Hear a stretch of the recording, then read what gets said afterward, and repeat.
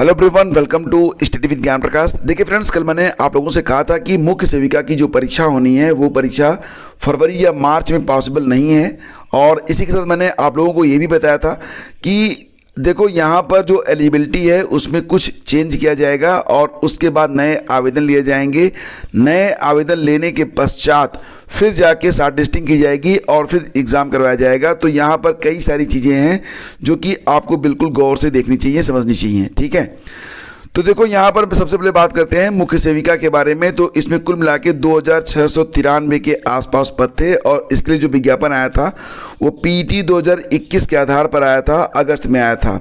और इसमें जो एलिजिबिलिटी मांगी गई थी वो पहली कंडीशन तो ये थी कि इसमें सिर्फ छात्राएं ही आवेदन कर पाएंगी और वो भी ऐसी छात्राएं जिन्होंने स्नातक में समाजशास्त्र, समाज कार्य, गृह विज्ञान या पोषण और बाल विकास के साथ कला में स्नातक उपाधि धारण की हो।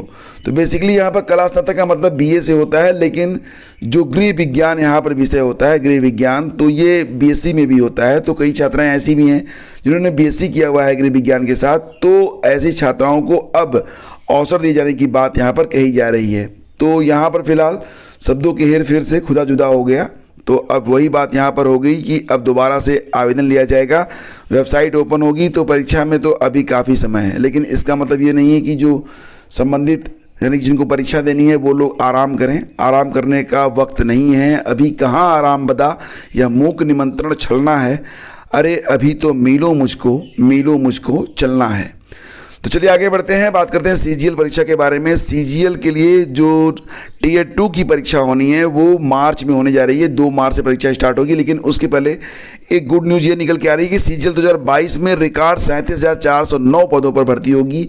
अभी तक जो भर्तियां होती रही हैं वो 5 से लेकर 10,000 के बीच में, अगर हम हिस्ट्री को चेक करें तो यही होता है कि 5 से 10,000 के बीच में वैकेंसीज आती रही हैं। और इस बार पदों की संख्या जो डिक्लेयर हुई थी 1 महीने पहले वो 20,000 थी, लेकिन अब तो अंततः ये जो पद हैं वो लगभग दोगुने हो चुके हैं। मतलब 37,409 पदों पर नियुक्ति की जाएगी और ये एक बहुत बड़ी भर्ती है, ठीक है। तो इस बार मतलब यही मन में होना चाहिए, तो मन में होना चाहिए अभ्यर्थियों के कि अभी नहीं तो कभी नहीं। फिलहाल आयोग ने रिक्तियों का जो ब्यौरा है वह वेबसाइट पर डाल दिया है। इसके लिए टीयर 1 का परिणाम किसी भी दिन जारी हो सकते हैं। टीयर 2 की जो परीक्षा होनी है वो 2 से 7 मार्च तक प्रस्तावित है। तो नए आवेदन तो हो नहीं पाएंगे, मतलब पदों की संख्या तो बढ़ गई है, लेकिन जो अभ्यर्थी हैं वही रहेंगे। हो सकता है कुछ लोगों को रिग्रेट हो रहा है कि उन्होंने फॉर्म क्यों नहीं डाला, लेकिन कोई बात नहीं, नेक्स्ट टाइम देख लेना। तो यहाँ पर कुल पदों की संख्या में अगर देखा जाए तो 15,982 पद जनरल के लिए हैं, 8,719 पद ओबीसी के हैं, 5,776 पद एससी ईडब्ल्यूएस को मिल रहे हैं, 3,937 और एसटी के लिए मिल रहे हैं 2,997 पद। इसमें सर्वाधिक 19,676 पद तो डाक विभाग में पोस्टल असिस्टेंट या सॉर्टिंग असिस्टेंट के हैं। तो बहुत बड़ी संख्या में डाक विभाग में वैकेंसी है। इसके बाद देखा जाए तो central board of direct taxes में, यानी कि जिसको आप लोग सीबीडीटी कहते हैं, उसमें टैक्स असिस्टेंट के 3,140 पद हैं। रक्षा मंत्रालय के तहत मिलिट्री इंजीनियरिंग सर्विस में सीनियर एडमिनिस्ट्रेटिव असिस्टेंट के 2,752 पद हैं। और भारत के नियंत्रक और महालेखा परीक्षक, जिसको आप लोग कैग कहते हैं, सीएजी, तो इसमें जो ऑडिटर के पद हैं वो 2,295 पद हैं। बाकी के पद आप यहाँ पर पढ़ सकते हैं। तो पदों की संख्या बड़े ही शानदार जगहों पर है और बहुत ही शानदार पद हैं। तो जो लोग आवेदन किए हैं उनकी तो बल्ले बल्ले है, बशर्ते ये कि अब बहुत ही मेहनत करने की ज़रूरत है। पदों की संख्या कितनी भी क्यों न बढ़ जाए, लेकिन कंपटीशन लेवल में कोई कमी सीजीएल में नहीं आती है, क्योंकि यहाँ पर जो अभ्यर्थी मतलब फॉर्म डालते हैं वो बहुत ही सीरियस होते हैं और फॉर्म डालने वालों की जो संख्या होती है वो भी बहुत ज़्यादा होती है। और सबसे बड़ी बात ये कि पहले क्या होता था कि एसएससी सीजीएल के लिए लगभग 24 महीने का 2 साल का समय लगता था, लेकिन अब ये जो भर्ती होती है वो 1 साल में पूरी हो जाती है। मतलब ये कि सीजीएल के लिए कुल मिला के 37,409 पदों पर जो वैकेंसी चल रही है, अगर जिसने आवेदन किया होगा तो आप देख ही रहे होंगे कि मार्च में टीयर 2 की परीक्षा हो जाएगी और इसी साल बहुत जल्द उनको जो है जॉब भी मिल जाएगी। चलो आगे बढ़ते हैं। और देखो, हाई कोर्ट पटना में कुल 550 पद हैं। अगर आपने सीजीएल में आवेदन नहीं किया था तो आप यहाँ पर आवेदन कर सकते हैं। और इसके लिए ये जो पद हैं असिस्टेंट ग्रुप बी के पदों पर भर्ती न्यूनतम 18 साल, अधिकतम आयु सीमा 47 साल तक है, लेकिन 37 साल मिनिमम है, 37, 40, 42। तो नोटिफिकेशन में हर बात आपको क्लियर कट पता चल जाएगी। पात्रता क्या है, किसी मान्यता प्राप्त विश्वविद्यालय से ग्रेजुएशन डिग्री के साथ कंप्यूटर डिप्लोमा, ठीक है, मतलब आपने BA BSc किया हुआ हो और कंप्यूटर में डिप्लोमा हो तो आप आवेदन कर सकते हैं। वेतनमान है 44,900 से लेकर 1,42,400 रुपये प्रति माह। चयन प्रक्रिया देख लीजिए। चयन प्रारंभिक परीक्षा, लिखित परीक्षा, कंप्यूटर प्रोफिशिएंसी टेस्ट, साक्षात्कार पर आधारित। प्रारंभिक परीक्षा में सामान्य जागरूकता, रीजनिंग, क्वांटिटेटिव एप्टीट्यूड आदि और लिखित परीक्षा में सामान्य अंग्रेजी हिंदी विषयों से प्रश्न पूछे जाएंगे। प्रारंभिक परीक्षा कब हो रही भैया? तो 30 अप्रैल को होने जा रही है। आवेदन कर पाएंगे आप 7 मार्च तक। शुल्क थोड़ा सा ज़्यादा है, 1,200 रुपये फीस देनी होगी आपको। वेबसाइट ये रहा, वेबसाइट आप देख ले सकते हैं आप patnahighcourt.gov.in, यहाँ पर जाकर आप आवेदन कर सकते हैं। और देखो, अगर आपके घर में कोई बच्चा है जो कि नवोदय की कक्षा 6वीं में प्रवेश लेना चाहता है तो ऑनलाइन आवेदन अभी भी चल रहे हैं। लास्ट डेट 15 फरवरी है।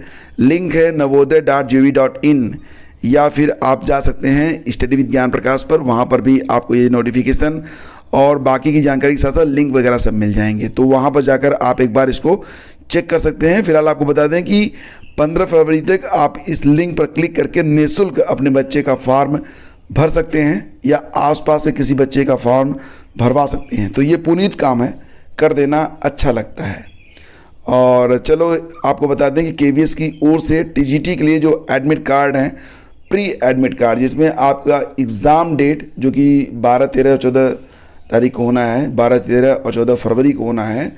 तो इसमें शहरों के बारे में आपको जानकारी मिल जाएगी। बहुत सारे स्टूडेंट ऐसे भी हैं जिनके एडमिट कार्ड अभी रेडी नहीं है, तो नहीं शो हो रहा है, लेकिन शाम तक चेक कर लेना, वो दोबारा से शो होने लगेगा। और अगर तब भी शो नहीं होता है तो KVS से फ़ोन से या फिर ईमेल से कांटेक्ट करना ही आपके पास एकमात्र विकल्प होगा। कई सारे छात्र पूछना चाहते हैं कि करंट अफेयर कब तक का पढ़ें।